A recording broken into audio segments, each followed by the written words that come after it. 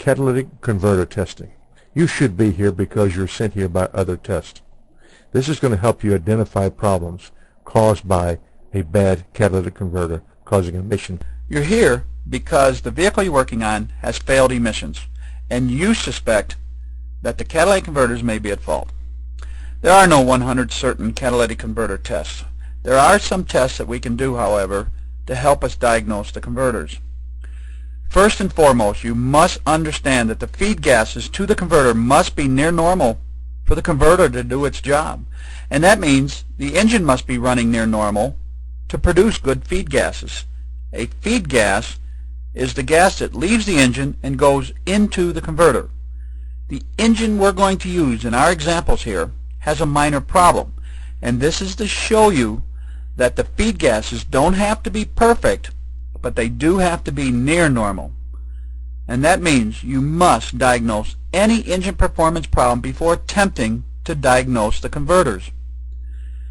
There's a catalytic converter monitor on all OBD-II vehicles. It tests the converters by comparing the oxygen sensor signals before and after the converter.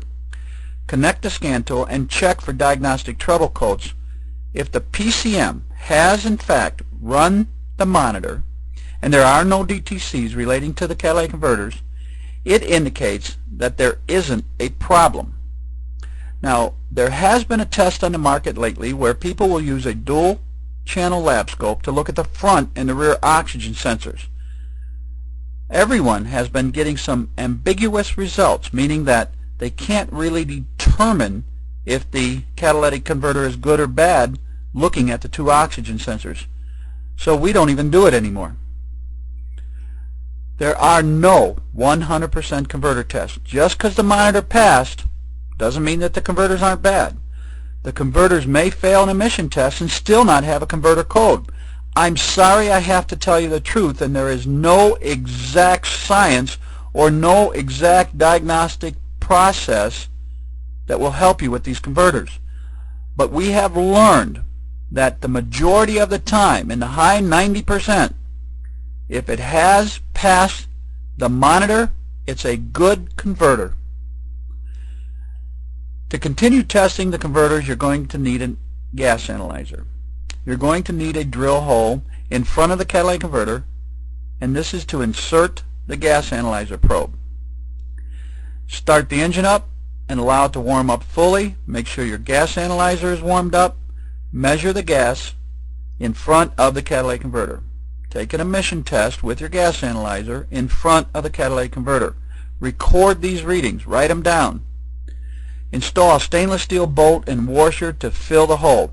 If you have a different system, do what you have to do to cover up that hole.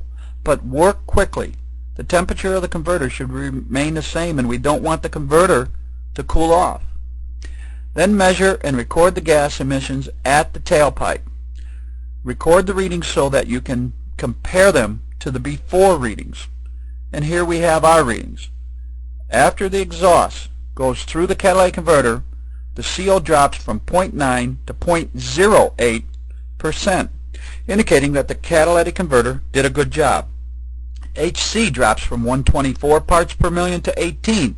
Once again, the converter did a good job.